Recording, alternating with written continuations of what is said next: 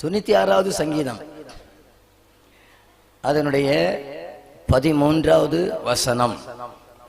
அவர் வருகிறார், அவர் பூமியை நியாயந்தீர்க்க வருகிறார்.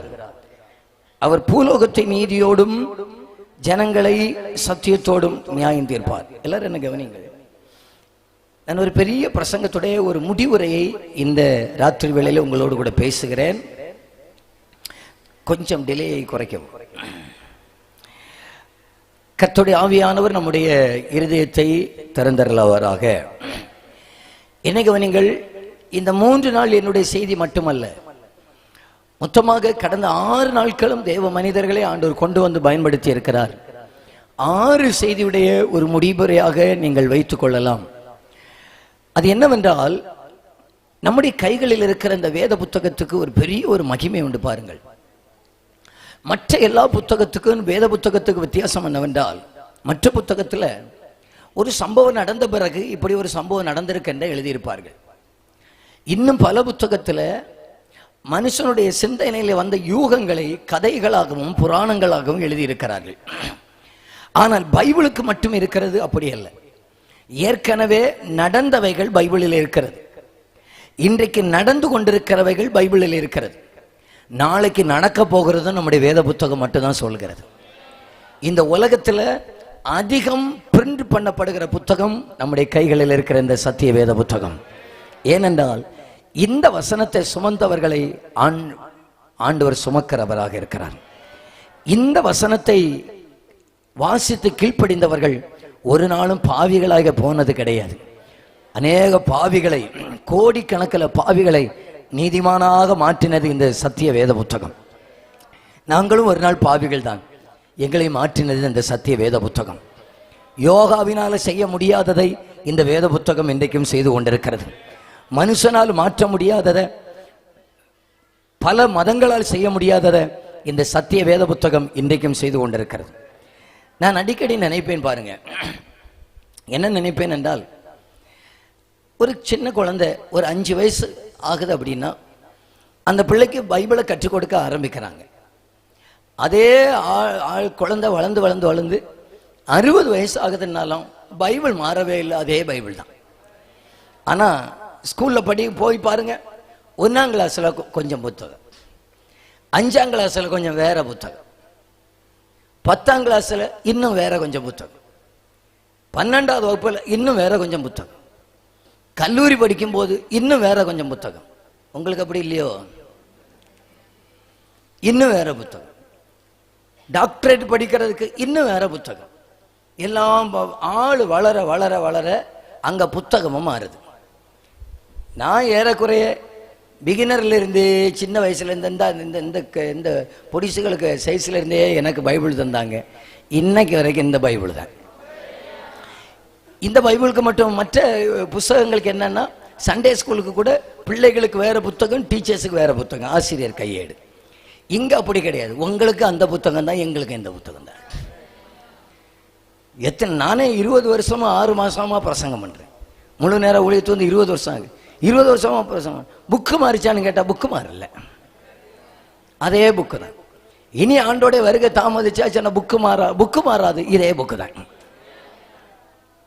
ஆமாதானா இல்லையா? அப்போ என்ன நீங்க கேட்கலாம், மற்ற புக்கு இந்த புக்கும் உள்ள வித்தியாசம் என்னன்னா, மற்ற புக்கு ஆளு வளர வளர புக்கு மாறும். ஆனா இந்த புக்கு படிக்க படிக்க ஆளுக்கு புத்தி வளரும். இதாக நான் கண்டுபிடிச்சது. இது படிக்க படிக்க தான் வளரும். ஒரு வாட்டி நான் பைபிளை வாசிச்ச உடனே எனக்கு எல்லாம் தெரியும்னு சொன்னாச்சுன்னா ஒன்றும் தெரியாதுன்னு அர்த்தம். அண்ணன் LKG முடிச்சிருக்கிறாருன்னு அர்த்தம். பல முறை நானும் வாசிச்சிருக்கிறேன். வாசி ஒன்றும் தீர மாட்டேங்க. இன்னும் புதுசா என்னமோ ஒன்று நடக்குதே தவிர.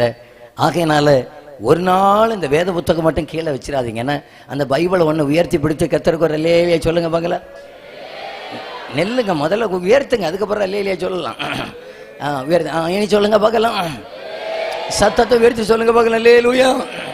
சரி, இந்த பைபிளுக்கு இவ்வளவு மகிமை இருக்கிறதுனால இந்த பைபிள் ஏற்கனவே இயேசு கிறிஸ்து இந்த உலகத்தில் வந்ததை சொல்லி இருக்கிறது. இன்றைக்கு உலக நாடுகளில் நடந்து கொண்டிருக்கிற சம்பவத்தை இந்த பைபிள் சொல்லுகிறது. நாளைக்கு நடக்க போகிறதை இந்த பைபிள் சொல்லுகிறது. ஏன் தெரியுமா? இந்த பைபிள் சொல்லுகிறதை அப்படியே நம்பலாம். கடந்த 2000 ஆண்டுகளுக்கு முன்பாக கடைசியாக இந்த பைபிளை எழுதி முடித்தவர் இயேசு கிறிஸ்துவோடு கூட திருவிருந்த ஆராதனையிலே மார்பிலே சாய்ந்திருந்த யோவான். அவர் கையினால இந்த பைபிள் எழுதி முடிக்கப்பட்டது. அதுக்கு பிறகு புதுசா பைபிள் ஒன்று சேர்க்கப்படலை. ஆனால் 2000 ஆண்டுகளுக்கு முன்பாக எழுதி முடிக்கப்பட்ட காரியங்கள் இன்றைக்கு நம்முடைய தலைமுறையில் அப்படியே நடைபெற்று கொண்டிருக்கிறது. இன்றைக்கு நடந்து கொண்டிருக்கிறது அப்படியே பைபிள்ல இருக்கிறது உண்மையானால் நாளைக்கு நடக்கும் என்று சொல்லப்பட்டிருக்கிறதும் நிச்சயமாகவே இந்த பைபிளின் வெளிச்சத்திலே நடக்கும். நான் நேற்றைய தினத்திலே சொன்னேன், எத்தனை எத்தனை அடையாளங்களை சொல்லலாம், எத்தனை அடையாளங்களை சொல்லலாம். 2016 ஆண்டு என்று நினைக்கிறேன். 2016 நவம்பர் மாதம் 8ஆம் தேதியில ராத்திரி 8 மணி அளவில் திடீரென நம்முடைய பாரத பிரதமர் அப்படியே டிவியில வந்தார். வந்து சொன்னார், இன்று முதல் 500 ரூபாய் 1000 ரூபாய் நோட்டு செல்லாது. நீங்கள் எல்லாரும் புதிய 500 ரூபாயும் 2000 ரூபாய் நோட்டையும் பேங்க்ல கொண்டு கொடுத்து வாங்கிக் கொள்ளுங்கள். கூடவே சொன்னார், ரொக்கமில்லாத ஒரு பரிவர்த்தனைக்கு நேராக திரும்புங்கள், யூபிஐக்கு நேராக வந்து விடுங்கள். அப்படியெல்லாம் சொன்னார். இப்படியெல்லாம் சொன்னாரே, உண்மையிலேயே இப்படி சொன்ன சம்பவமும் இப்படி ஒரு காலம் வரும் என்று சொன்ன ஒரு புத்தகம் உண்டானால் இந்த பைபிள் அக்கம். அது எப்படின்னு நீங்க கேட்கலாம். கடைசியில அந்தி கிறிஸ்து என்கிற ஒரு மிருகம் ஒருத்தன் வருவான் பாருங்க. அந்த அந்தி கிறிஸ்து, அதை குறித்து பின்னதாக தொடுவேன். இதெல்லாம் பைபிள் எவ்வளவு சத்தியம் என்பதற்காக இதை சொல்லுகிறேன். அந்தி கிறிஸ்து என்கிற ஒரு வருவான். அவன் தொழில்நுட்பம் தான் ரொக்கம் இல்லாத பரிவர்த்தனை. அவன் ஒரு சிப்பை கொண்டு வருவான். அந்த சிப்பை வலது கையிலேயோ நெற்றியிலேயோ தான் அதை பதிக்க முடியும். வலது கையிலேயோ நெற்றியிலேயோ அந்த மைக்ரோ சிப்பு பதிக்கப்பட்டிருக்கும். அந்த சிப்பு பதித்தவர்கள் மட்டும்தான் வாங்கவோ விற்கவோ செய்ய முடியும். மற்ற யாரும் வாங்கவும் முடியாது, விற்கவும் முடியாது என்கிற ஒரு சிஸ்டத்தை அந்தி கிறிஸ்து கொண்டு வருவான். அந்தி கிறிஸ்து இந்த உலகத்திலே கொண்டு வருவான் என்று 2000 ஆண்டுகளுக்கு முன்பாக ஆண்டவர் யோவானுக்கு வெளிப்படுத்தி கொடுத்தார்.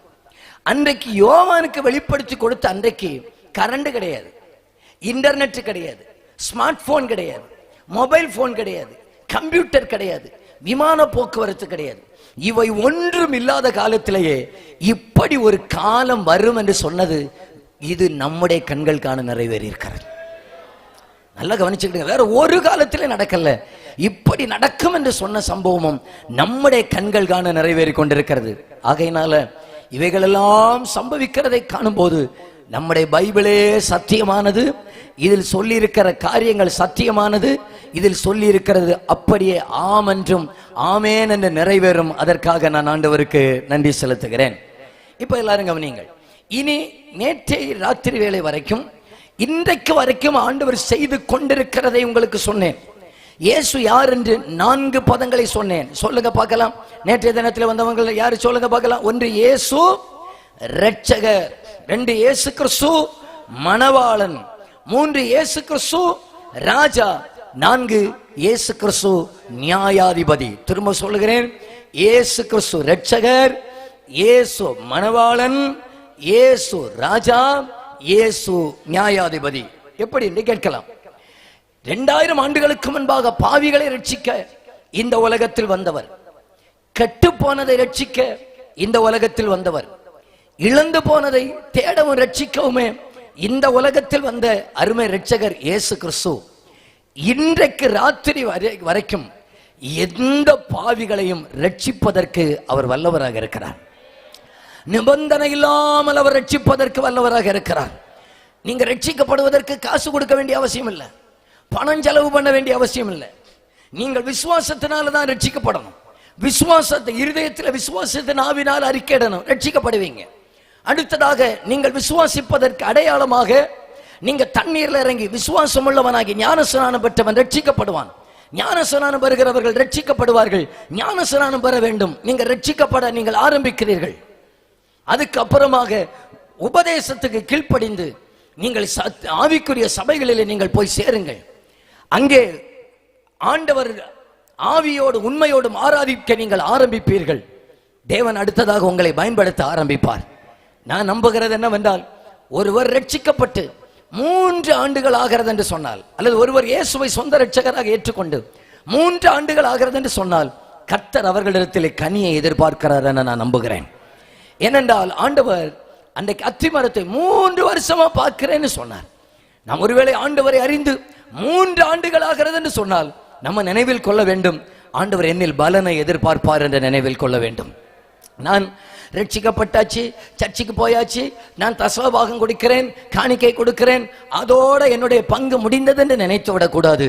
இதுக்கு அப்புறமாக திருச்சபை செய்ய வேண்டிய ஒரு பெரிய வேலை என்னவென்றால், ஆத்துமாக்களை ஆதாயம் செய்வதற்கு கர்த்தர் நம்மை பலப்படுத்துவாராக. ஆத்துமாக்களை ஆதாயம் செய்வதா, அதற்காக ரட்சிக்கப்பட்டவர்களை ஆண்டவர் பயன்படுத்துகிறவராக இருக்கிறார். அன்றும் இன்றும் பயன்படுத்த அவர் வல்லமையுடையவராக இருக்கிறார். இந்த ராத்திரி வேளையிலும் சொல்லுகிறேன், ஐயா, நீங்க எப்பேற்பட்ட பாவியாக இருக்கலாம், எப்பேற்பட்ட துரோகிகளாக இருக்கலாம், எப்பேற்பட்ட பின்மாற்றக்காரர்களாக இருக்கலாம், நீங்கள் இயேசுவிடத்திலே வந்தால் நம்முடைய எல்லா பாவத்தை மன்னித்து கிருபையினால நம்மை ரட்சிக்க அவர் இன்றைக்கு வல்லமை உடையவராக இருக்கிறார். நிபந்தனை இல்லாமல் நம்மை ரட்சிக்க வல்லவராக இருக்கிறார். உலகம் நம்மை மன்னிக்காது. சிலுவையிலே நின்ற கள்ளன், உலகத்தின்படி அவன் குற்றம் சாட்டப்பட்டு சிலுவையிலே நிற்கிறான். ஆனால் அவனுக்கும் இறுதி நேரத்தில் ரட்சிப்பை கொடுத்த ஒரு நல்ல ரட்சகர், விபச்சாரத்திலே கைமைமை பிடிக்கப்பட்டவளை மன்னித்தவர், 5 விவாகரத்து 6வது விவாகரத்துக்கும் ஆயத்தமாகி கொண்டிருக்கிற சமாரியா ஸ்திரியை தொட்டது மட்டுமல்ல, ஒரு கிராமத்துக்கே ஆசீர்வாதமாக அவளை மாற்ற முடியும் என்று சொன்னால், எந்த பாவியையும் இன்றைக்கு என் கர்த்தர் மன்னிக்கவும் ரட்சிக்கவும் வல்லவராக இருக்கிறார் என்று சொல்லி நேற்றைய தினத்திலே முடித்தேன். இனி எல்லாரும் என்னை கவனியுங்கள். இனி சம்பவிக்க போகிறதை குறித்து இந்த ராத்திரி வேளையிலே நான் பேச துவங்குகிறேன். இனி சம்பவிக்கிறது எப்படி இருக்கும் என்றால், ஆண்டவராகிய இயேசு கிறிஸ்து தன்னுடைய வருகைக்கு முன்பாக சொன்ன அடையாளங்கள். நேற்றைய தினத்திலே ஒரு அடையாளத்தை தொட்டு வைத்தேன். அந்த அடையாளம் மிக முக்கியமான அடையாளம், அத்திமரம் துளிர்க்கும் என்று சொல்லி. அது துளிர்க்கிறதை காணும் போது அவர் சமீபமாக வாசற்படியண்டில் வந்திருக்கிறார். அத்திமரம் என்றால் இன்றைக்கு இருக்கிற இஸ்ரேல் என்கிற தேசத்தை காட்டுகிறது. அதுதான் இயேசு கிறிஸ்துவின் 2வது வருகைக்கு மிக மிக முக்கியமான பிரதானமான அடையாளம். இந்த இஸ்ரேல் தேசத்தை தான் ஆண்டவர் காலத்தின் கை கடிகாரமாக வைத்தார். பைபிளில் எத்தனை அடையாளங்கள் இருந்தாலும் இந்த இஸ்ரேலில் நடக்கிற சம்பவம் தான் இயேசு கிறிஸ்துவுடைய 2வது வருகைக்கு முன்பாக நடக்கிற முக்கியமும் பிரதானமான அடையாளமாக இருக்கிறது. அத்தி துளிர்க்கும் என்று சொன்னார். 1948 மே மாதம் 14ஆம் தேதியில் அவர்களுக்கு சொந்தமாக நாடு கிடைத்தது நம்முடைய தலைமுறையில். 2வதாக அவர்களுக்கு தலைநகரம், இன்றைக்கு அதிபராக இருக்கிற அமெரிக்க அதிபர் டொனால்டு ட்ரம்ப் அவர்கள் கடந்த முறை அமெரிக்காவுக்கு அதிபராக இருந்ததான நேரத்தில், டெல் அவிவ் அல்ல, உங்களுடைய தலைநகரம் எருசலேம் தலைநகரம் என்று 2017ஆவது ஆண்டில் எருசலேமை தலைநகரமாக அறிவித்தார். தலைநகரமாக எருசலேம் கிடைத்தது. இனி அவர்களுக்கு கிடைக்கக்கூடியது என்னவென்றால் தேவாலயம். நமக்கு தெரியும், இஸ்ரேல் என்றாலே பிராக்கெட்டில் யுத்த நகரம் என்றும் எழுதுவார்கள் சிலர். பல யுத்தங்கள் அதை மையப்படுத்தி நடக்கிறது. இன்றைக்கும் 2 ஆண்டுகளாக ஹமாஸோட யுத்தம், ஹிஸ்புல்லாவோட யுத்தங்கள் எல்லாம் நடக்கிறது. இதுக்கு மத்தியில் இஸ்ரேலில் இருக்கிற ரபிமார்கள் எல்லாரும் சொல்லுகிறார்கள், நமக்கு தேவாலயத்தை கட்டுவோம். ஏனென்றால் பைபிளில் இருக்கிறது பார்த்தீங்களா, சாலோமன் கட்டின தேவாலயம் அது இடிக்கப்பட்டது, திரும்ப எஸ்ரா நெகேமியாவுடைய காலத்தில் கட்டப்பட்டது, திரும்ப அது பாழாய் போனது, திரும்ப அது எடுத்து நிறுத்தப்பட்டது, திரும்பவும் கிபி 70 இடிக்கப்பட்டது, இன்று வரைக்கும் கட்டப்படாமல் இருந்து கொண்டிருக்கிறது. ஆனால் பைபிள் சொல்லுகிறது, கடைசி காலத்தில் அந்த இஸ்ரேல் தேசத்திலே திரும்பவும் தேவாலயம் கட்டப்படும் என்று சொல்லப்பட்டிருக்கிறது. தேவாலயம் கட்டப்படுகிற ஒரு நிகழ்ச்சிக்காக எல்லாரும் ஆயத்தமாகி கொண்டே இருக்கிறார்கள். முழு உலகமும் ஆயத்தமாகி கொண்டிருக்கிறது.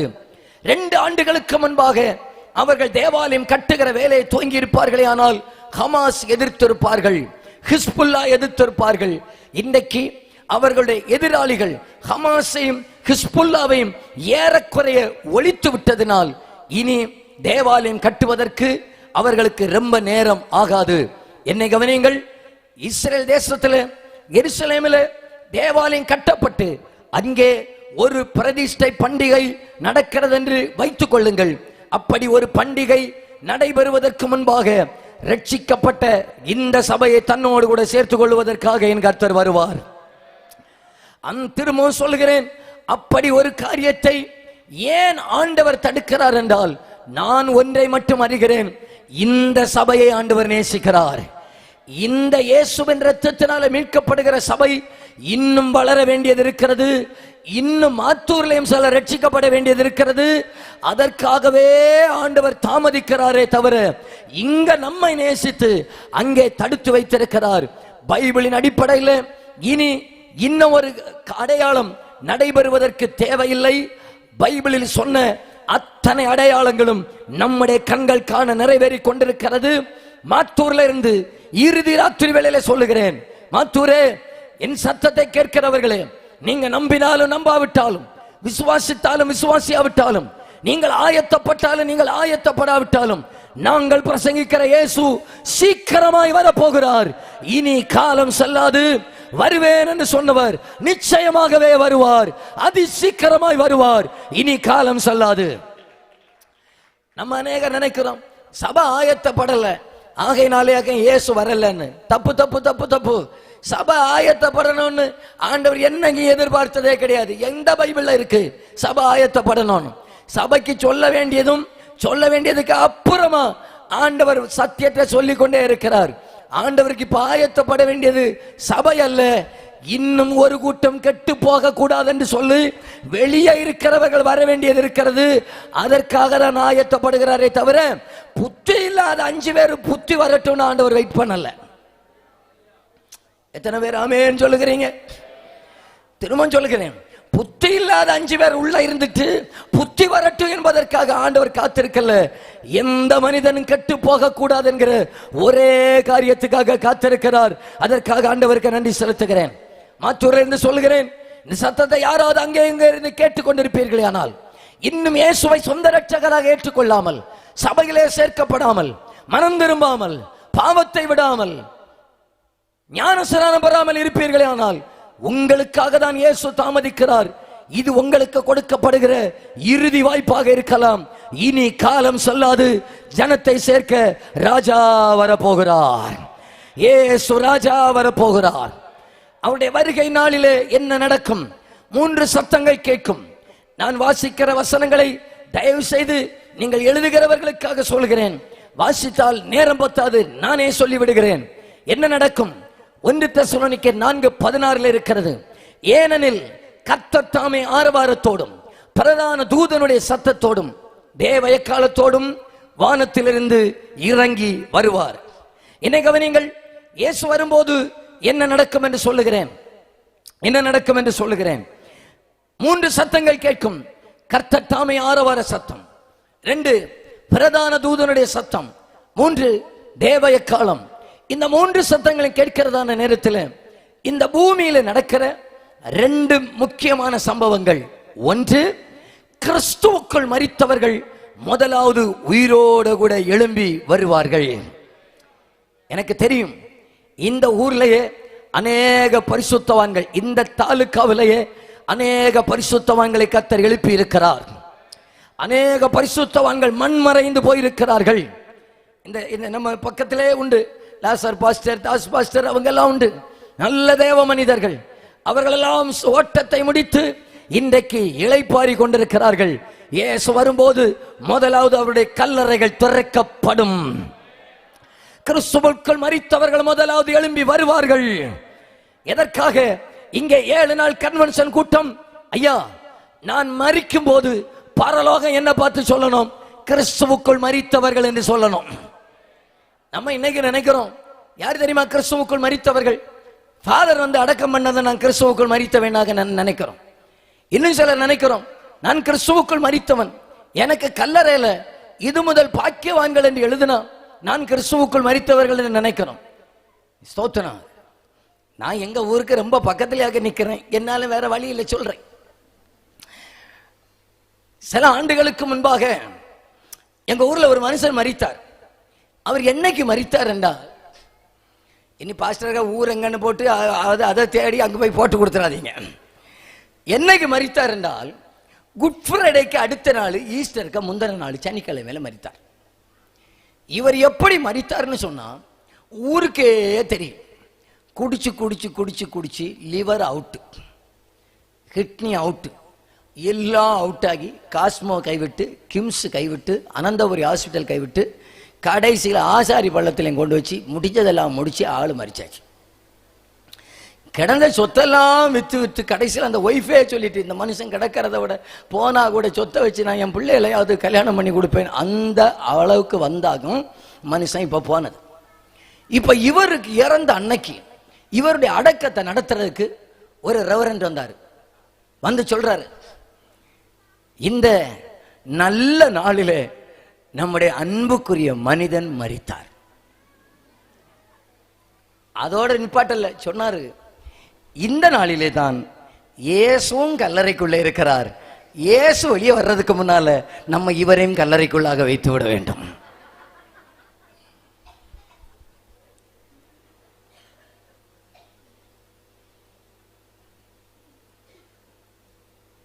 நம்ம மாவட்டத்தில் நான் சுற்றி சுற்றி பார்க்கும் போதெல்லாம் பார்த்துக்கிட்டேன், கல்லறையில் பேரு கிடக்கான்னு. பேரும் கிடக்கும், அவங்க கல்லறையில எழுதி வச்சிருக்கு, தங்கள் நல்ல போராட்டத்தை போராடினேன். அவரு கல்லறையில் எழுதி வச்சிருக்கு, நல்ல போராட்டத்தை போராடினேன், ஓட்டத்தை முடித்தேன், விசுவாசத்தை காத்துக்கொண்டேன். இது முதல் நீதியின் கிரீடம் வச்சிருக்காமா. இவர் போராடினார், நல்லா போராடினார். இவர் ஒரு காரியத்துக்காக போராடினார். 12 மணிக்கு குவார்டர் கடை திறந்த உடனே முதல் குப்பி வாங்க போராடினார். இந்த மனுஷன் வேற என்னத்துக்காக போராடினார் சொல்லுங்க? இவருக்கு கல்லறையில் நல்ல போராட்டத்தை போராடினேன். ஒருத்தர் வந்து சொன்னார், பாஸ்டர், நான் வீட்டில் சொல்லியாக வச்சிருக்கிறேன், நான் செத்து போனா பிஷப்பை கூப்பிட்டு அடக்கம் பண்ண. நான் இவருக்கு ஊர்ல ஒரு வைஃப், போற இடத்துல எல்லாம் ஒவ்வொரு வைஃப். இவருக்கு ஆசையை பாருங்க, நான் அடக்கம் பண்ணா, நான் செத்து போனா பிஷப் வந்து, இவர் என்ன பிஷப் வந்து அடக்கம் பண்ணா நான் போயிருவேன் நாக்கம். இங்க பாருங்க, எனக்கு பிஷப்பும் வேண்டாம், யாரும் வேண்டாம். எனக்கு அடக்கம் நடந்தாலும் பரவாயில்ல, நடக்காட்டாலும் பரவாயில்ல. இங்க கண்ணை மூடினா பரலோகம் என்ன பார்த்து சொல்லணும்? கிறிஸ்துவுக்குள் மரித்தவன் என்று சொல்லணும். அந்த பாக்கியம் எனக்கு வேணும்னு சொல்லுகிறவர்கள் கை தட்டி அப்பாவுக்கு ஒரு ஆமேன்னு சொல்லுங்க பார்க்கலாம். இன்னும் சத்தமா கையை தட்டி அப்பாவுக்கு ஒரு ஆமேன்னு சொல்லுங்க பார்க்கலாம். ஆமேன், ஆமேன், ஆமேன், ஆமேன், ஆமேன், ஆமேன். அண்ணாச்சி, நம்ம கல்லறை அல்ல நம்முடைய பரலோகத்தை தீர்மானிக்கிறது. அண்ணாச்சி, நம்ம அடக்க ஆராதனையில புல உண்ட மலையே துக்கத்தின் பானபாத்திரம் பாடினதுனால அல்ல எனக்கு பரலோகம் கிடைக்கிறது. பரலோகம் என்ன பார்த்து சொல்லணும்? இவர் கிறிஸ்துவுக்குள்ளாக மரித்தவர்னு சொன்னா நான் முதல்ல கிறிஸ்துவுக்குள்ளாக பிறக்கணும், ரெண்டாவது கிறிஸ்துவுக்குள்ளாக வாழணும். அப்படின்னு சொன்னா எனக்கு கிடைக்கிற மரணத்தை பார்த்து பரலோகம் எழுந்து நின்று சொல்லும், இதா கிறிஸ்துவுக்குள் மரித்தவன் வருகிறான் என்று சொல்லும். கிறிஸ்துவுக்குள் பிறந்தாரா? இல்ல. கிறிஸ்துவுக்குள் வாழ்ந்தாரா? இல்ல. பின்ன எப்படி கிறிஸ்துவுக்குள் மரித்தவர்கள் பாக்கியவான் வசனம் வந்துச்சு? இவர் ஈசாக்கு இல்ல, பைபிளின் படி இஸ்மாவேலாகம். வளர்க்கறக்கு நேரம் இல்லை, அங்க விடுறேன். என் அன்புக்குரியவர்களே, 7 நாள் கன்வென்ஷன் எதற்காக? மாத்தூர்ல ஒருவேளை இயேசு கிறிஸ்துவுடைய வருகை தாமதிக்குமே ஆனால் இந்த இடத்துல நான் கண்ண மூடலாம், பரலோகத்தில் பெயர் எழுதப்பட்டவனாதான் மரிக்கணும். விரும்புகிறவங்க அந்த வலது கையை உயர்த்தி காட்டுங்க பார்க்கலாம். வலது கரத்தை உயர்த்தி, அப்பா நான் மரிக்கும் போது நீதிமானை போல மரிப்பேனாக சொல்லுங்க பார்க்கலாம். பரலோகத்தில் பெயர் எழுதப்பட்டவனாக மரிப்பேனாக. ஆண்டவரே, என்னுடைய பெயர் ஜீவ புஸ்தகத்தில் இருக்கணும் ஆண்டவரே. நான் இங்கே மட்டுமல்ல, அங்கே இருக்கணும் ஆண்டவரே. நித்திய ராஜ்யத்தில் இருக்கணும். சொல்லுங்க பார்க்கலாம், வாய்களை திறந்து சொல்லுங்க பார்க்கலாம். ஹல்லேலூயா, ஹல்லேலூயா. இயேசுவே, என்னை உம்முடைய ராஜ்யத்துக்குரியவனாய் மாற்றும் ஆண்டவரே. என்னை கிறிஸ்துவுக்குள் மரணம், கிறிஸ்துவுக்குள் மரிக்கிறவர்கள் பாக்கியவான்கள் என்று எழுது என்று சொல்லி இருக்கிறது. அந்த பாக்கியத்தை கர்த்தர் எனக்கு தருவீராக. வந்துருங்க. ஹல்லேலூயா. 2 கைகளை உயர்த்தி சொல்லுங்க பார்க்கலாம். இன்பராய் இற்றிலே மோட்சக்கரையில் நாம் சந்திப்போ இன்பரா ஈட்டிலே மோட்சக்கரையில் நாம் சந்திப்போ. நீங்க மட்டும் சொல்லுங்க, தெரிஞ்ச பாட்டு தானே, சொல்லுங்க. இன்ப ஈட்டிலே மோட்சக்கரையில் என்பரா ஈட்டிலே மோட்சக்கரையில் கை உயர்த்தி மகிமையில் இயேசுவை தரிசிக்கும் நேரத்தில் அந்த நல்ல பாக்கியனா சேர்ந்து மகிமையில் இயேசுவை தரிசிக்கும் நேரத்தில் அந்த நல்ல பாக்கியனா அந்த நல்ல பாக்கியனா காலமோ செல்லுதே வாலிப மறையுதே எண்ணமெல்லாம் வீணாகும் கல்வியெல்லாம் மண்ணாகும் மகிமையில் இயேசுவை தரிசிக்கும் நேரத்தில் அந்த நல்ல பாக்கியனா சேர்ந்து சொல்லலாமா? மகிமையில் இயேசுவை தரிசிக்கும் நேரத்தில் அந்த நல்ல பாக்கியனா அந்த நல்ல என் பாக்கியனா. அதுதாங்க பெரிய பாக்கியம். ஒரு தேவ பிள்ளைக்கு பெரிய பாக்கியமே அதுதான். அது இவர்களுக்கு கிடையாத பாக்கியம் நமக்கு ஆண்டவர் கொடுத்திருக்கிறார். அவங்க கூட பாய்ந்து பாய்ந்து தான் மரிப்பாங்க. எங்க போகிற நம்பிக்கை இல்லாம மரிப்பாங்க. இயேசு சொந்த ரட்சகரா ஏற்றுக்கொண்டவங்க தான் நம்பிக்கையோடு மரிப்பாங்க. இங்க கண்ணை மூடுறேன், நித்தியத்துல என் கண்ணை திறப்பேன். இங்க எடுத்து வைக்கிற கடைசி ஸ்டெப் பரதீசில எடுத்து வைக்கிற முதல் ஸ்டெப். ஹல்லேலூயா. இதுவரைக்கும் உங்களுக்கு அந்த நம்பிக்கை வரலன்னா இந்த 7வது ராத்திரி வேளையில அந்த நம்பிக்கை வரட்டும். அண்ணாச்சி, ஐயாமார்களே, அம்மாமார்களே, எல்லாரும் இந்த உலகத்தை விட்டு போய்தான் ஆகணும். என்ன ஒரு மாதிரி பாக்குறீங்க? ஒரு வாட்டி கூட சொல்லி பாக்குறேன்னு, நம்ம எல்லாரும் இந்த உலகத்தை விட்டு போய்தான் ஆகணும்னு. ஒருவேளை இயேசுடைய வருகை தாமதிச்சு 2125 ஒன்னு இருந்தா இந்த சத்தம் பேசுகிறவனும் கேட்டவர்கள் ஒருவரும் இருக்க மாட்டார்கள். 2125 ஒன்னு இருந்தா இந்த சத்தத்தை கேட்கிற ஒருவர் இருக்க மாட்டார்கள் அப்படின்னு சொன்ன உடனே 80 வயசு ஆளுக்கு ஒன்னும் அங்க உற்சாகம் வரண்டாம். இந்த குழந்தைகள் இருக்கிறதுனால 100 அங்க ஆக்கி விட்டது. இந்த இன்பரா ஈட்டிலே மோட்சக்கரையில் பலர் பாட மாட்டாங்க. பலர் பாட மாட்டாங்க. இவங்க என்ன தெரியுமா நினைச்சிருக்கிற இந்த பாட்டெல்லாம் நான் செத்து போன பிறகு இன்னொரு ஆள் பாடி என்ன அனுப்பி வைக்கிற பாட்டுனாங்க.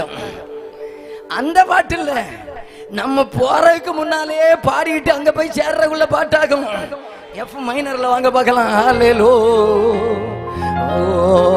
வருத்தம் பசிதாகம் மனதுயரம் அங்கே இல்லை. பார்க்கட்டுமே எத்தனை பேர் பாடுறாங்கன்னு பார்க்கட்டுமே. பரலோகமே சொந்தமே என்று காண்பேனோ. பரலோகமே பரலோகமே என் சொந்தமே என்று காண்பேனோ. என் இன்ப இயேசுவை என்று காண்பேனோ. என் இன்ப இயேசுவை என்று காண்பேனோ. லோகமே சொந்த என்று காண்பேனோ. கேன்சரோட போராடிட்டு இருக்கீங்களா? எல்லா ட்ரீட்மெண்ட்டும் நஷ்டமாகி கண்ணுக்கு முன்னால மரணத்தோடு நீங்க போராடிட்டு இருக்கிறீங்களா? உங்களுக்கும் ஒரு நல்ல செய்தியை சொல்லுகிறேன். உங்களுக்கும் ஒரு நல்ல செய்தியை சொல்லுகிறேன்.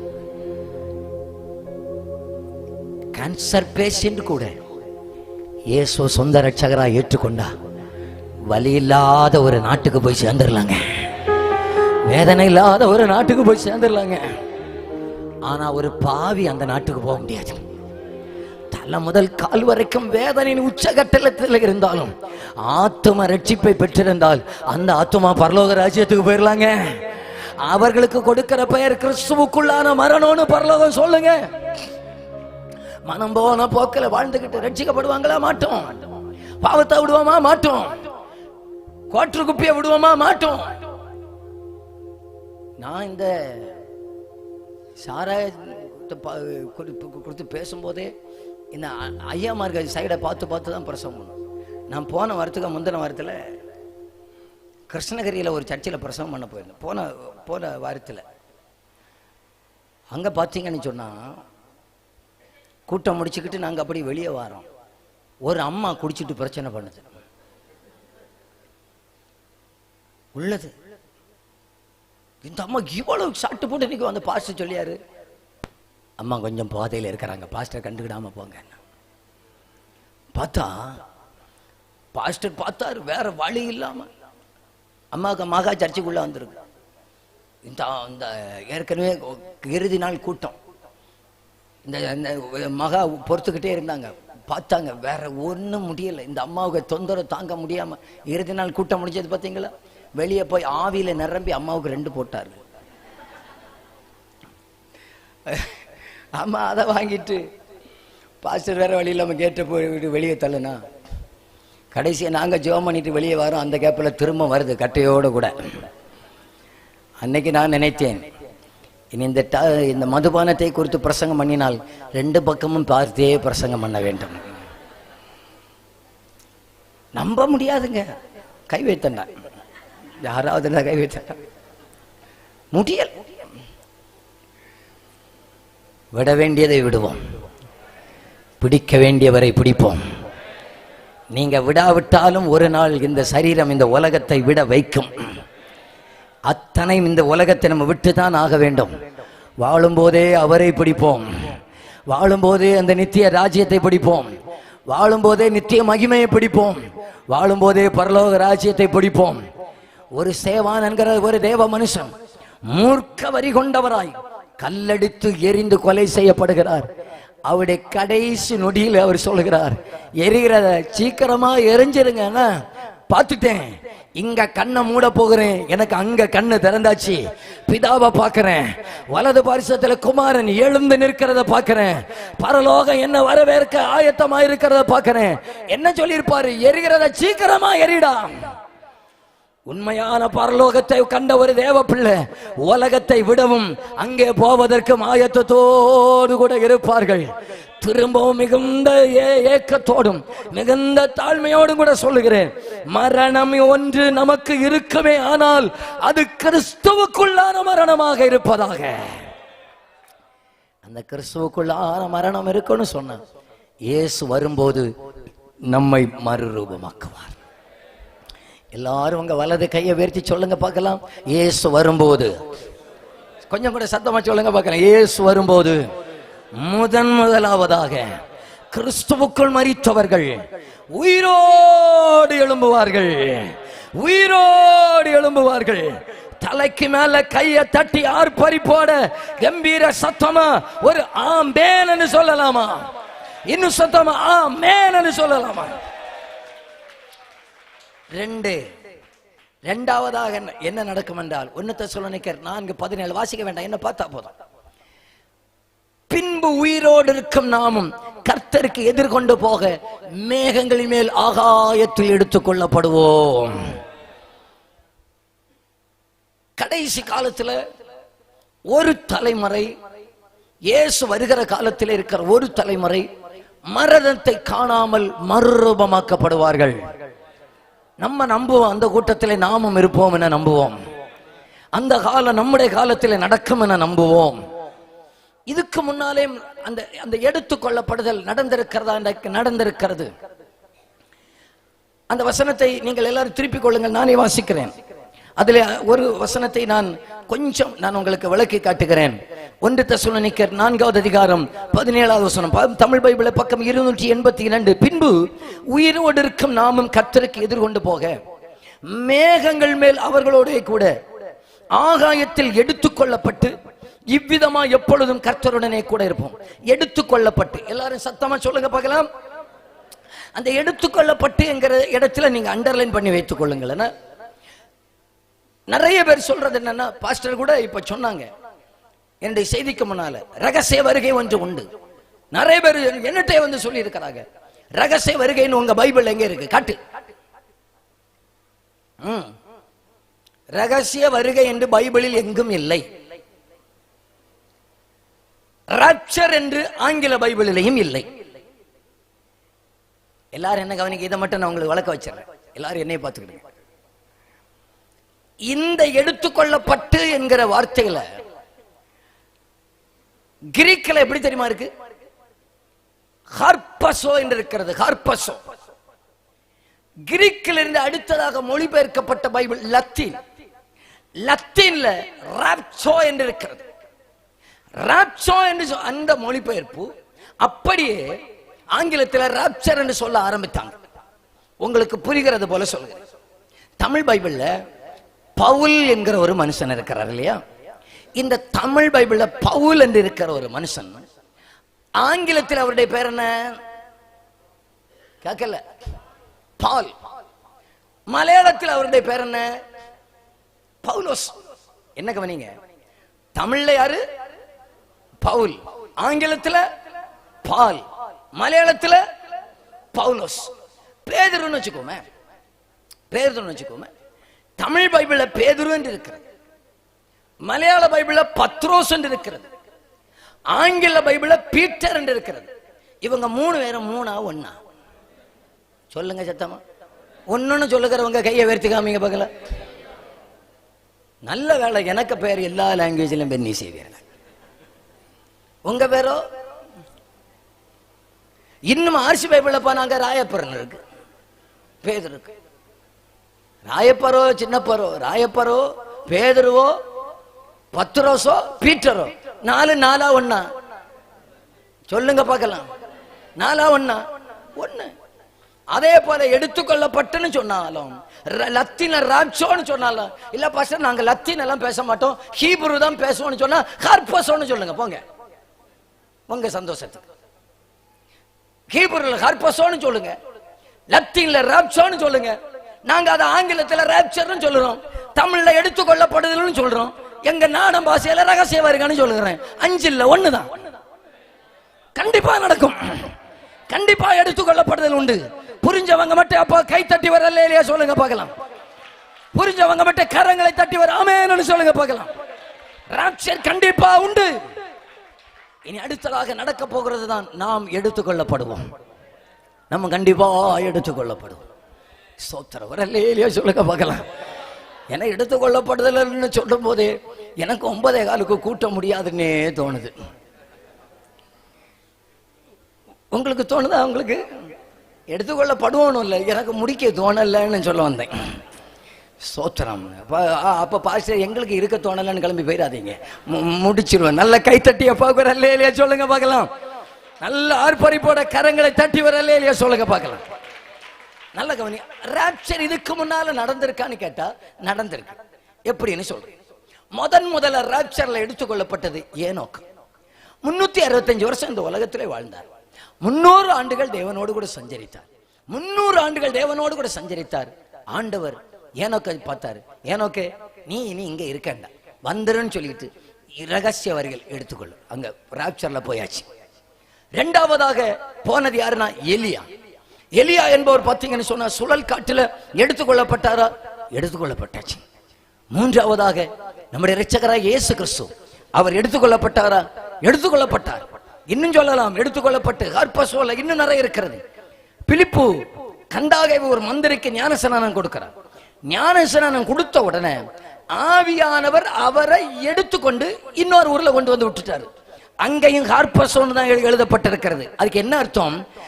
நம்மை இந்த உலகத்திலிருந்து அந்த ராஜ்யத்துக்கு நேராக மறுரூபமாக்குகிறவர் பரிசுத்த ஆவியானவரே. நான் நம்புகிறேன், நம்பல இருக்கிறார் 100% நம்மத்திலே ஆவியானவர் அசைவாடி கொண்டுதான் இருக்கிறார். அந்த ஆவியானவருக்கு அவர் நம்மோடு கூட பேசுகிறார். அவர் ரொம்ப மகிழ்ச்சி அடைவார். இதா இன்றைக்கு என்ன முன்னால நின்று ஆராதிக்கிறவர்களே, நான் ஒரு நாள் மறுரூபமாக்க போகிறேன். நான் கண்டிப்பா அவங்களை மறுரூபமாக்குவேன். அவர்களை இமை பொழுது மறுரூபமாக்கி இந்த உலகத்திலிருந்து அங்க கொண்டு விடுவேன். அன்றைக்கு எப்படி பிலிப்புவ அந்த ஞானஸ்நான இடத்திலிருந்து இன்னொரு இடத்துல கொண்டு வந்து விட்டது போல ஆராதிக்கிற இந்த ஜனத்தை எடுத்துக்கொள்வேன். ஹல்லேலூயா. எடுத்துக்கொள்ளப்படுதல் உண்டு. நிறைய பேர் சொல்றாங்க, பாஸ்டர் இந்த எடுத்துக்கொள்ளப்படுதல் எல்லாருக்கும் கிடையாது. 1,44,000 இருக்கிறார். இன்னும் சிலர் சொல்றாங்க அடுத்து எடுத்துக்கொள்ளப்படுதல் இல்ல, கல்யாணம் ஆகாதவங்க மட்டும்தான் போவாங்க. நம்மளும் விடவா செய்வோம்? நாங்களும் விட மாட்டோம். நாங்க சொல்றது கல்யாணம் ஆனவங்களும் போவோம். அதுக்கு மட்டும் ஆமீன் வரும். நம்ம 2 பேரும் இப்படி சண்டை போட்டு கிடப்போம்னு சொல்லிக்கிட்டு தான் ஆண்டவர் கல்யாணம் ஆன ஏனோக்கையும் எடுத்துக்கொண்டார், கல்யாணம் ஆகாத எலியாவையும் எடுத்துக்கொண்டார். ஆனா ஒரு கல்யாணத்தோட முடிச்சுக்கிடணும். ஸ்தோத்திரம். அவரே சொல்லுங்க பார்க்கலாம். திருமணம் ராப்சருக்கு தடை அல்ல. ஆண்டவரை சொந்த ரட்சகராக ஏற்றுக்கொண்டு அத்தனை பேரையும், ஆயத்தமாயிருக்கிற அத்தனை பேரையும் எடுத்துக்கொள்வதற்காக மகிமையிலே ராஜா வருவார். 2 கையை தட்டி கிறிஸ்துவுக்குள்ளே மரித்தோரெல்லாம் கிளம்பியே எழும்பிடுவார். கை தட்டி கிறிஸ்துவுக்குள்ளே மரித்தோரெல்லாம் கிளம்பியே எழும்பிடுவார். மரிக்காதிருக்கும் பரிசுத்தரெல்லாம் மறைந்தே போ. நீங்க பாடுங்க பார்க்கலாம் சத்தமா. மரிக்காதிருக்கும் சந்தோஷமா மேகமீதில் இயேசுராஜன் வேகம் வாராரே. மேகமீதில் இயேசுராஜன் வேகம் வாராரே. அவர் உரைத்த அடையாளங்கள் எல்லாம் தவறாமல் நடக்கின்றது. அவர் உரைத்த அடையாளங்கள் எல்லாம் தவறாமல் நடக்கின்றது. அவர் வரும் வேளையை எவருமே அறியார், ஆண்டவரே அறிவார். அவர் வரும் வேளை எவருமே அறியார், ஆண்டவரே. தலைக்கு மேல கை தட்டி பாடணுமா? மேகமீதில் சந்தோஷமா வேகம் வாராரே. மேகமீதில் இயேசுராஜன் வேகம் வேகம் வாராரே. அல்லேலூயா கீதமே பாடி அக மகிழ்ந்தாடிடுவோம். அல்லேலூயா கீதமே பாடி அக மகிழ்ந்தாடிடுவோம். வல்லவர் வரும் வேளையும் நீரோ மெல்லவே நெருங்கிடுவே. வல்லவர் வரும் வேளையும் நீரோ மெல்லவும் நெருங்கிடுவே. மேகமீதில் ஈஸ்வராஜன் வேகம் வாராரே. மேகமீதில் ஈஸ்வராஜன் வேகம் வாராரே. தலைக்கு மேல கைய தட்டி மாறானாதா சத்தமா சொல்லுங்க பார்க்கலாம். மாறானாதா ஆர்ப்பரிப்போட மாறானாதா. ஆமென் ஆமென் ஆமென் ஆமென். அப்ப இன்னைக்கு இயேசு வந்தார்னா நிறைய பரிசுத்தவான்களுடைய கல்லறை திறக்கும். நிறைய பேர் இந்த உலகத்திலிருந்து காணப்படாமற் போவாங்க. நம்ம இருப்போமா போவோமா? நான் முன்னால ஒரு 4 நாள் கன்வென்ஷன்ல பேசின ஒரு நாள் அந்தி கிறிஸ்துவ பத்தியே பேசுவோம். பிறகு நினைச்சேன் அவனை பற்றி பேச தேவையில்லைன்னாக்க. ஏன் தெரியுமா பேசுறதுக்கு தேவையில்லைன்னு நினைச்சேன்.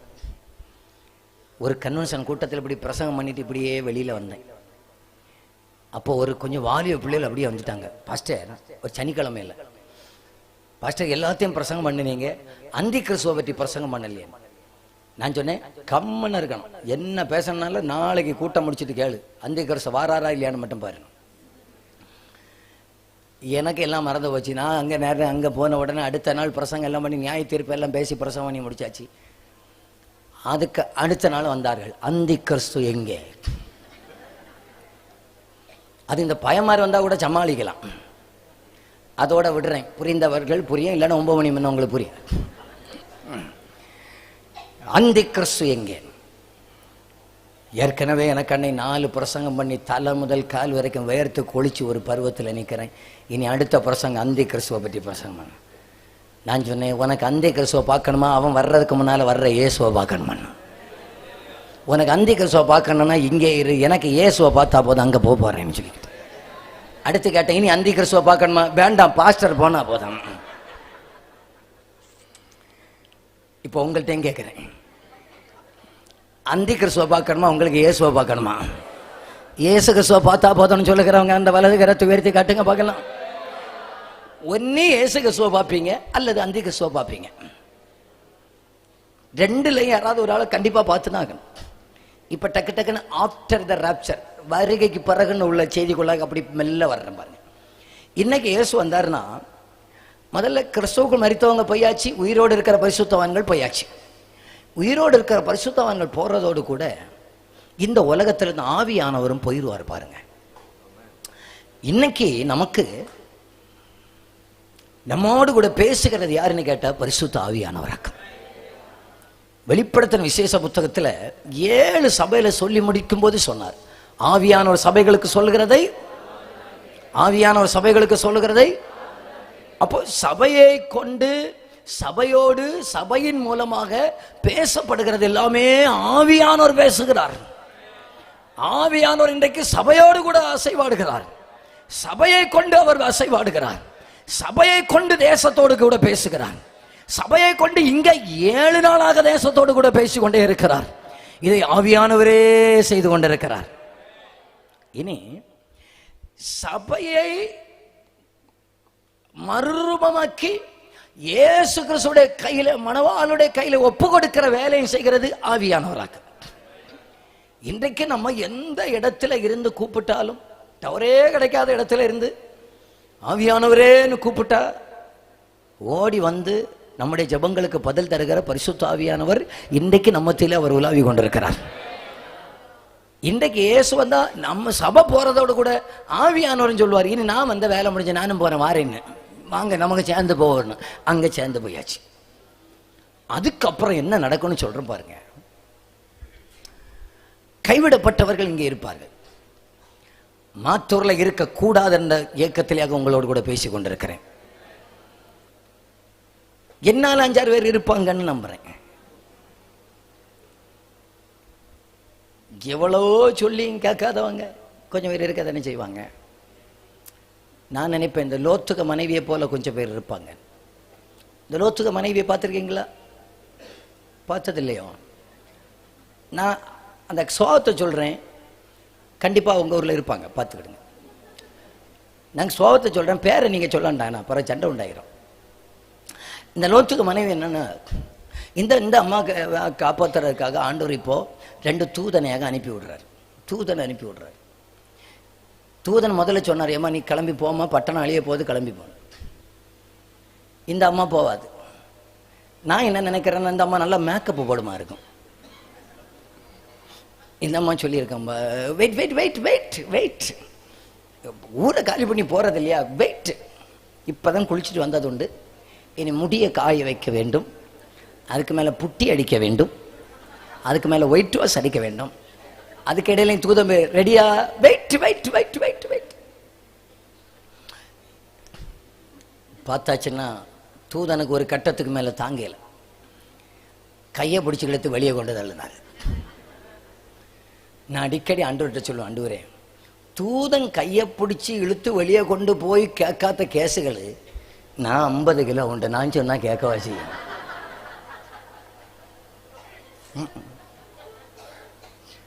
தூதனுக்கு கீழ்ப்படியாதது சொல்லுங்க அண்ணாச்சி. அண்ணன்மாருக்கெல்லாம் ஆறுதலாக இருக்குங்க, எங்க வீட்டு கதை இவருக்கு எப்படி தெரியும்.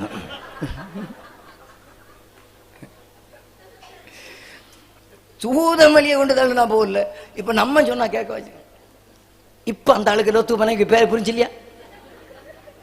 உங்களுக்கு புரியாது, பின்னால் இருக்கிற பாஸ்டர்ஸ்க்கு எல்லாம் புரியும். எங்க சர்ச்சில் 1 2 3 எல்லாம் கவனிச்சுக்கிடுங்க. அதே போல யாக்கும் ஆவியானவரும் கூட போயிடுவார் பார்த்தீங்களா?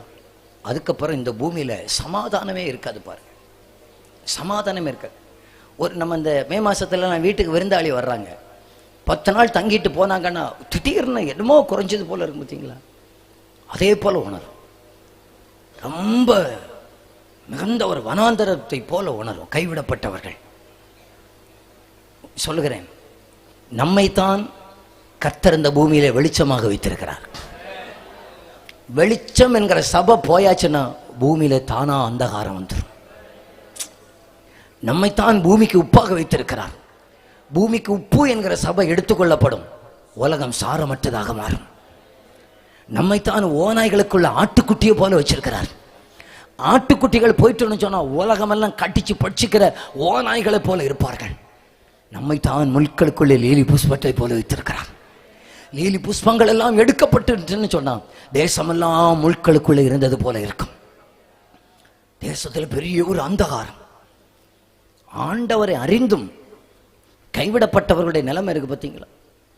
அங்கும் இங்கும் ஓடுவார்கள், அங்கும் இங்கும் ஓடுவார்கள். 2 கூட்டம் கைவிடப்பட்ட ஜனங்கள் இருப்பார்கள் பாருங்க. 2 கூட்டம் இருப்பார்கள். ஒன்று நோவாவின் காலத்து ஜனத்தை போல இருப்பார்கள். இவர்கள் சுவிசேஷத்தை கேட்டும் மனதை கல்லாக்கி கொண்டவர்கள்.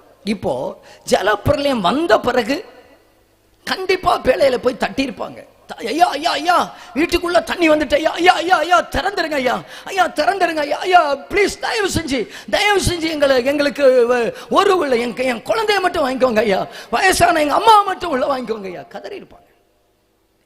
இதே போல ஒரு கூட்டம் கதறுவாங்க.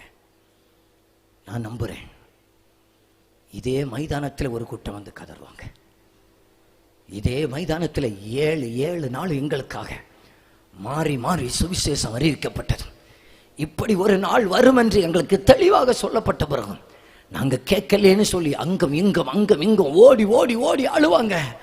ஐயோ அப்பா அப்பா அப்பா அப்பா, எங்களுக்கு யாராவது திறக்க மாட்டாங்களா? எங்கேயாவது கன்வென்ஷன் நடக்காதா? எங்கேயாவது எழுப்புதல் கூட்டம் நடக்காதா?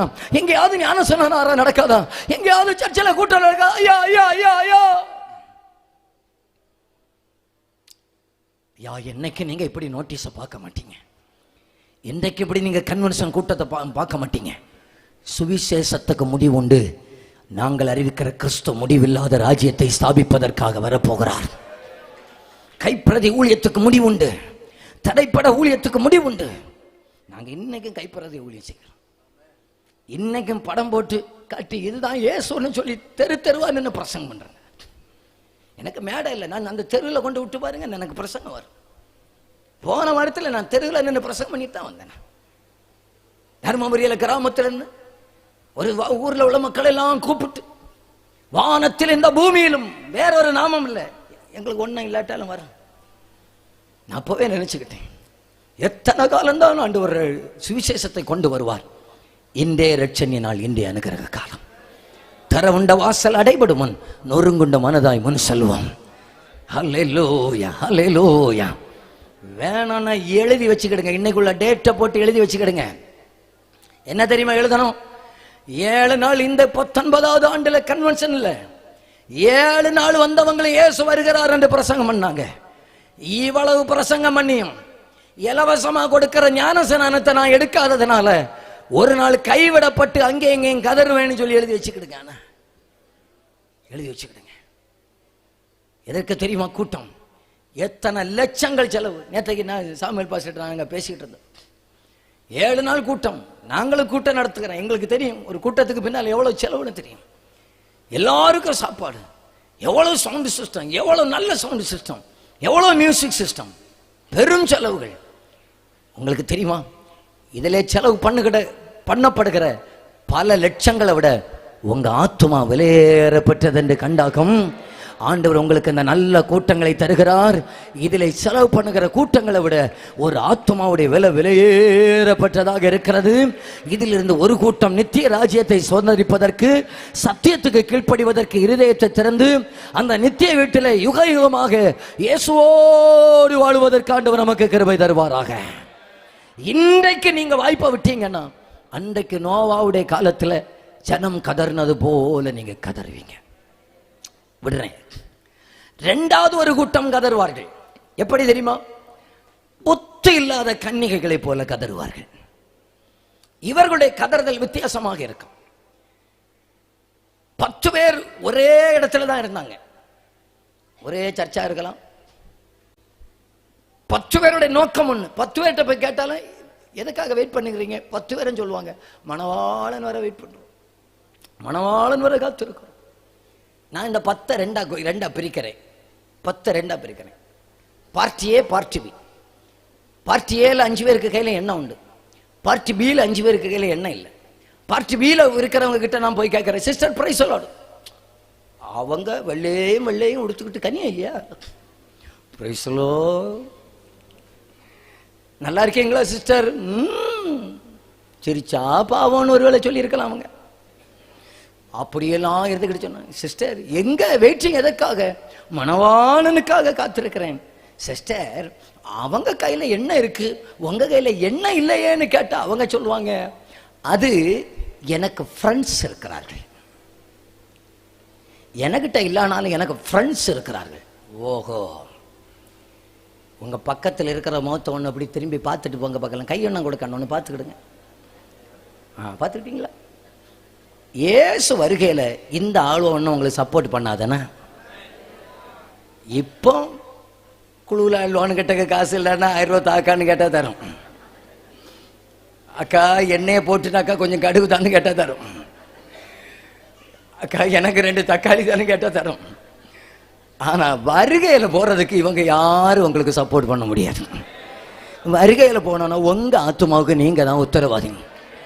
பாஸ்டர் எங்களுக்கு நல்ல ஃப்ரெண்ட்ஸ் இருக்கிறாங்க, எங்க மொபைல்ல பாருங்க எத்தனை பாஸ்டருக்கு நம்பர் இருக்கு. இருக்கட்டும், பாஸ்டர் போவாரு, உங்க மொபைல் உங்க கையில இருக்கு, வச்சுக்கிடுங்க பத்திரமா.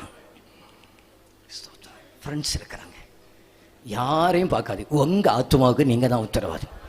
பாஸ்டர் நான் ஞானஸ்நானம் எடுத்தா அங்க வேலை தரமாட்டேன்னு சொல்லி இருக்கிறாங்க.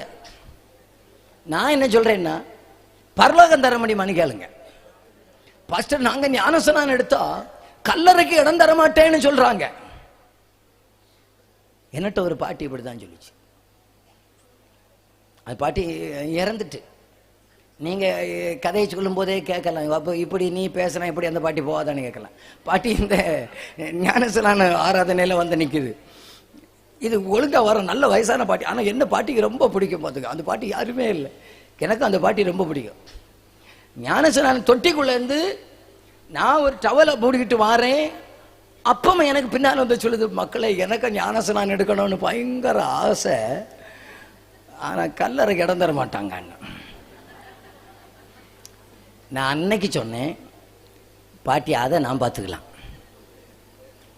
அதெல்லாம் பார்த்துக்கலாம்.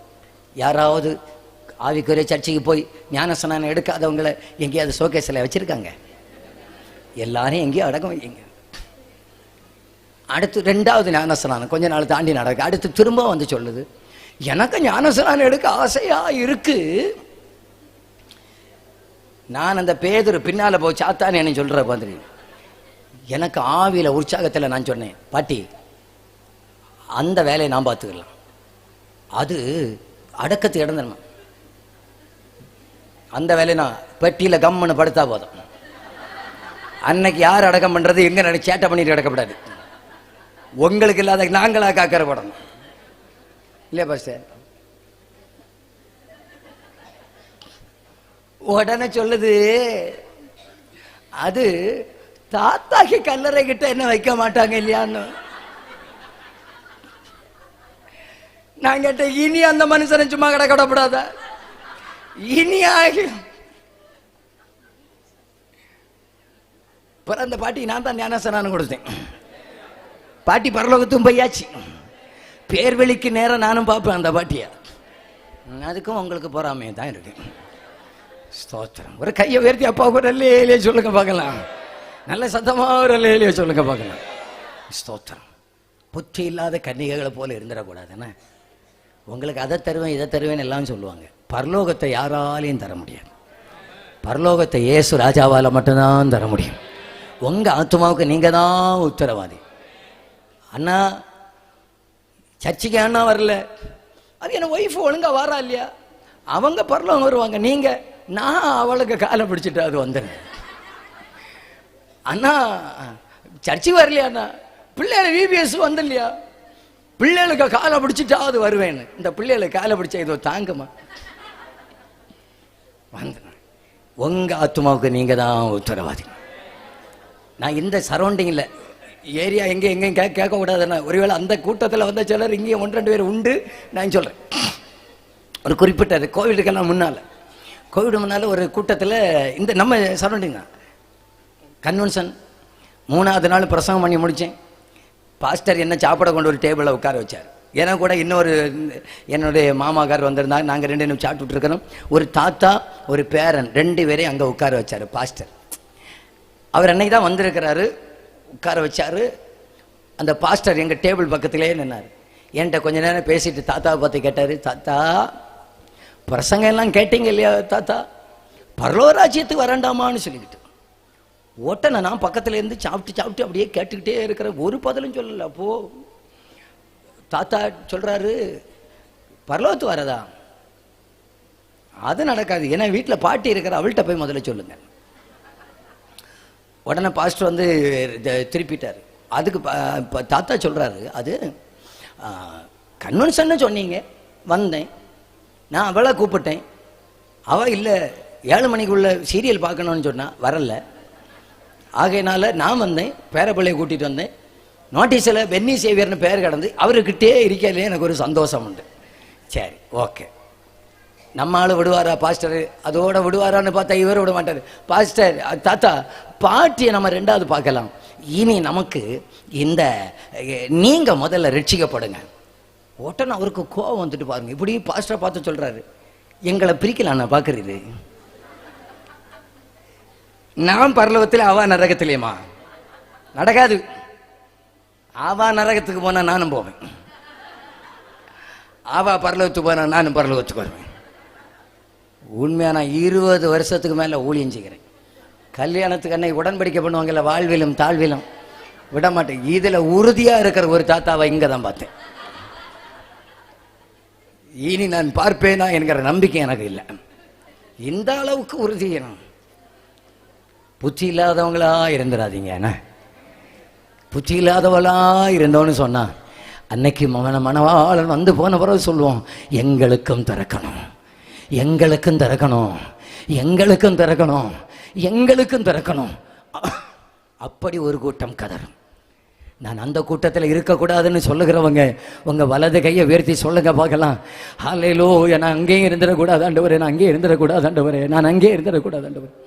இப்போ எல்லாரும் கைக்குள்ளே போடுங்க. டக்கு டக்குன்னு வேகமாக சொல்லி நான் முடிக்கிறேன். எனக்கு நியாய தீர்ப்பை பற்றி பேசணும்னு ஆசை. உள்ளே போக முடியாது. 40 நிமிஷம் ஆயிரம் ஸ்கிப் பண்ணுறேன்.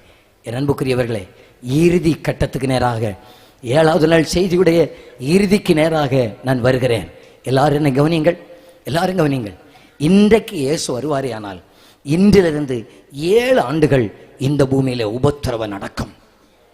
அந்த 7 ஆண்டுகளையும் 2ஆக பிரிக்கலாம். முதல் 3.5 வருஷம் உபத்திரவ காலம் என்றும், அடுத்த 3.5 வருஷம் மகா உபத்திரவ காலம் என்று நடக்கும். மகா உபத்திரவ காலம்.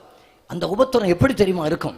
இதுவரைக்கும் உலகம் உண்டானது முதல் அப்படிப்பட்ட ஒரு உபத்திரம் உலகத்தில் வந்ததும் கிடையாது, இனிமேல் வரப்போவதும் கிடையாது. நமக்கு என்ன தெரியுமா உபத்திரமா தெரிகிறது? 2004 டிசம்பர் 26 ஒரு சுனாமி வந்துச்சு பார்த்தீங்களா? அதை விட பெரிய உபத்திரவம் இனிமேல் தான் வரப்போகிறது. நான் நம்புறேன். நேற்றைக்கு எல்லாம் இன்னைக்கு தான் ஓகி புயல் வந்து 8 ஆண்டுகள் ஆகிறது. ஓகி புயல் வந்து 8 ஆண்டுகள் ஆகிறது. ஓகி புயலில் எத்தனை நாட்கள் கன்னியாகுமரி மாவட்டத்தில் எத்தனை பேர் மின்சாரம் இல்லாமல் 100 சில்லறை பேர் மரித்தாங்க. அதை விட பயங்கரமான உபத்திரம் இனிமேல் தான் வருகிறது. 2வது உலக போரின் முடிவில் அமெரிக்க தேசத்தினால ஜப்பானின் மேல அணுகுண்டு போடப்படுகிறது. அந்த ஆட்டம் பாம்பில் உண்டாகிற தாக்கம் அது பயங்கரமாக்கும். 2 பேர் இப்படி பேசிட்டு இருந்தாங்கன்னா, ஆட்டம் பாம்பு போடப்பட்டாங்கன்னா அங்க அது உருகி அங்க போயிரும், கண் அப்படி அழுகி போயிரும், காது விழுந்துரும், இருக்கிற இடத்தை கல்லறையாக மாற்றிட வேண்டியதான். அவ்வளவு கொடுமையான பயங்கரம் நடந்திருக்கிறது. அதை விட பயங்கரமான உபத்திரம் இனிமேல் தான் வரப்போகிறது.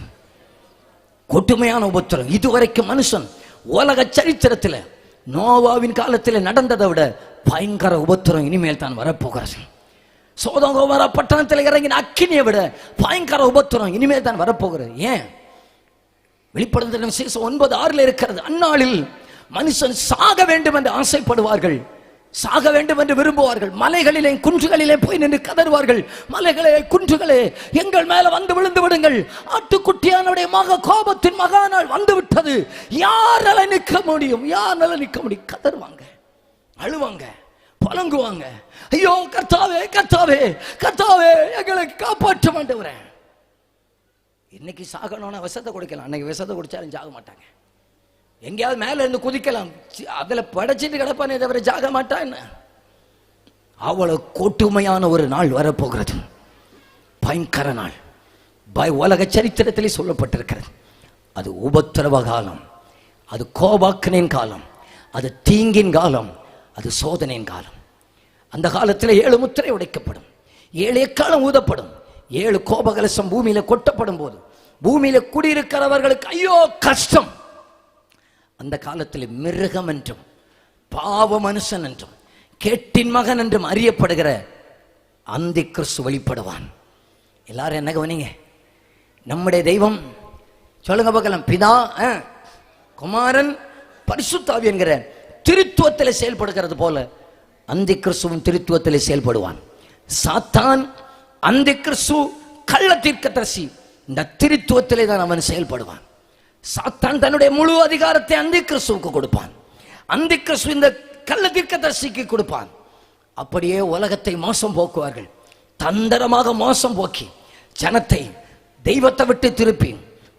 சிலர் பாஸ்டர் சொன்னாங்க, நாங்க கைவிடப்பட்ட பிறகு முத்திரை தரிக்காம எப்படியாக அங்க வந்து சேர்ந்துடும். வாய்ப்பு இல்லை. கேட்டீங்களா? வாய்ப்பு இல்லை. ஏன் தெரியுமா வாய்ப்பு இல்லைன்னு சொல்லுகிறேன்? இன்றைக்கு நாம ஆண்டவருக்காக நின்று இரத்த சாட்சிகளாய் மரிக்கிறவர்களுக்கு பரலோகம் துணை நிற்கும், ஆவியானவர் துணை நிற்பார். அன்னைக்கு ஆவியானவர் போன பிறகு நீங்க யாருக்கு துணையில நிற்பீங்க?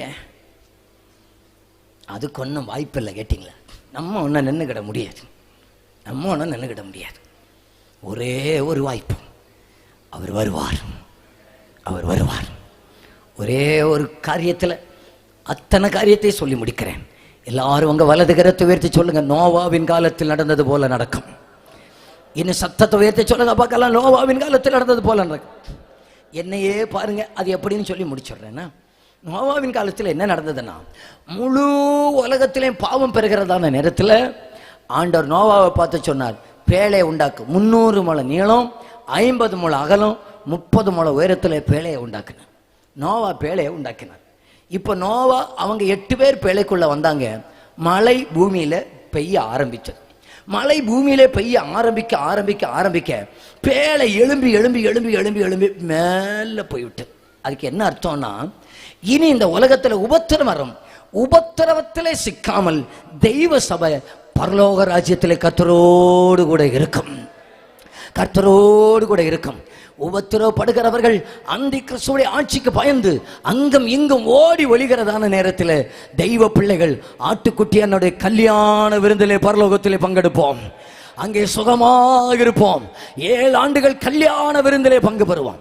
இனி திரும்ப அந்த ஜலப்பிரளயம் வற்றின பிறகு பேழை திரும்ப இந்த பூமியிலே வந்தது போல எடுத்துக்கொள்ளப்பட்ட சபை 7 ஆண்டுக்கு பிறகு உபத்திரவம் முடிந்த பிறகு ஒலிவ மலையிலே திரும்ப இறங்கி வரும். திரும்ப இறங்கி வரும். திரும்ப இறங்கி வரும். இப்போ நான் கேட்கறதுக்கு பதில் சொல்லுங்க. இந்த ஜலப்பிரளயம் எல்லாம் முடிந்த பிறகு பேழை கீழே இறங்கி வந்தது இல்லையா? இப்போ பேழையுடைய கதவை திறந்து நோவா வெளியே வர்றாரு. நோவாவுடைய மனைவி வர்றாங்க, நோவாவுடைய பிள்ளைகள் வர்றாங்க, நோவாவுடைய மருமக்கள் வர்றாங்க. பூமி அறுக்க கையில. சொல்லுங்க, பூமி அறுக்க கையில. இவங்க 8 பேர் தான் உண்டு. பிரதமரும் அவங்க தான், ஜனாதிபதியும் அவங்க தான், எம்எல்ஏயும் அவங்க தான், எம்பியும் அவங்க தான். 8 பேரும் பங்கு போட்டு எடுத்துக்கிடுங்க. என்ன அர்த்தம்? இன்றைக்கு ஒருவேளை நாம் புறம்பாக்கப்படலாம், நம்ம எடுத்துக்கொள்ளப்படுவோம். திரும்ப இந்த பூமியில இயேசு வரும்போது ஒலிவ மலையில இறங்குகிற கூட்டத்தில் நாமும் வந்து இறங்குவோம். அவரோடு பாடுபட்டவர்கள் அவரோடு கூட ஆளுகையும் செய்வார்கள். அவ்வளவு பெரிய பாக்கியத்தை சுவிசேஷத்தினாலேயும் ரட்சிப்பினாலே ஆண்டவர் நமக்கு தருவார். எனக்கு புரிஞ்சதுன்னு சொல்லுகிறவர்கள் கரங்களை தட்டி அப்பாக்கு ஆமென்னு சொல்லுங்க பார்க்கலாம். நல்ல கையை தட்டி சொல்லுங்க பார்க்கலாம். நல்ல கைகளை தட்டி அல்லேலூயா. ஓ, பாடுபட்டோர்க்கு பலனளிப்பாரு, பாடுபட்டவர் தாவே. கூடும் நமக்கோ குறைவில்லா பலனை கூவியே கொடுத்திடுவார். மேகமீதில் இயேசு ராஜ்யம் வேகம்.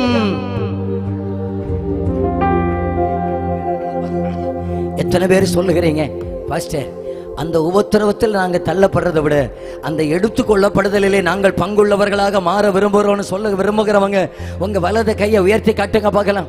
வலது கையை உயர்த்துறவங்க நல்ல கையை உயர்த்துங்க பார்க்கலாம். நல்ல கரத்தை உயர்த்தி கண்களை மூடி ஆண்டவரை பார்த்து சொல்லுங்க பார்க்கலாம். என்னை ஆயத்தப்படுத்தும் ஆண்டவரே. சொல்லுங்க, என்னை ஆயத்தப்படுத்தும் ஆண்டவரே. நான் இதுவரை ரட்சிக்கப்படாவிட்டால் ரட்சிக்கப்படணும் ஆண்டவரே. இதுவரைக்கும் மனம் திரும்பாவிட்டால் நான் மனம் திரும்பணும் ஆண்டவரே. இதுவரைக்கும் பாவத்தை விடாவிட்டால் நான் பாவத்தை விடணும் ஆண்டவரே. நாங்க அந்த ஏக்கத்துல தான் நிக்கிறோம். இந்த கிராமம் ரட்சிக்கப்படட்டும், குடும்பங்கள் ரட்சிக்கப்படட்டும், சபை ரட்சிக்கப்படட்டும், ஜனங்களுக்குள்ளே ரட்சிப்பு உண்டாகட்டும். மாய்மால வாழ்க்கைக்கு ஒரு முடிவு உண்டாகட்டும். மாய்மாலமான வாழ்க்கைக்கு ஒரு முடிவு உண்டாகட்டும். ஹல்லேலூயா, ஹல்லேலூயா, ஹல்லேலூயா. எங்களை நீங்க ஆயத்தப்படுத்தும் ஆண்டவரே. எங்களை நீங்க ஆயத்தப்படுத்தும் ஆண்டவரே. ஆயத்தப்படுத்தும் ஆண்டவரே. ஒருவர் கூட கெட்டு போகாமல் நித்திய ராஜ்யத்திலே வருவதற்கு கர்த்தர் நம்மை ஆயத்தப்படுத்துவாராக. கர்த்தர் நம்மை தகுதிப்படுத்துவாராக. நாங்கள் மேடையில் இருக்கிற அத்தனை பாஸ்டர்ஸும் இந்த ஜனத்துக்கு நேராக கையை நீட்டி நாங்கள் ஆசீர்வதிக்கிறோம். இந்த ஜனங்கள் ஒருவர் கூட கெட்டு போக கூடாது. அத்தனை பேரை ஆண்டவர் ஆசீர்வதிப்பாராக. அத்தனை பேரை ஆண்டவர் ரட்சிப்பாராக. அத்தனை பேரை நித்திய ராஜ்யத்திலே கொண்டு வருவாராக. இந்த கூடுகையினால பாவிகள் மனம் திரும்புவார்களாக. பாவ கட்டுகள் உடைக்கப்படுவதாக. பாவத்திலிருந்து வெளியே வருகிற கிருபை ஆண்டவர் தருவாராக. பாவத்தை ஜெயிக்கிற அபிஷேகத்தை தருவாராக. பாவத்தை ஜெயிக்கிற பலனை தருவாராக.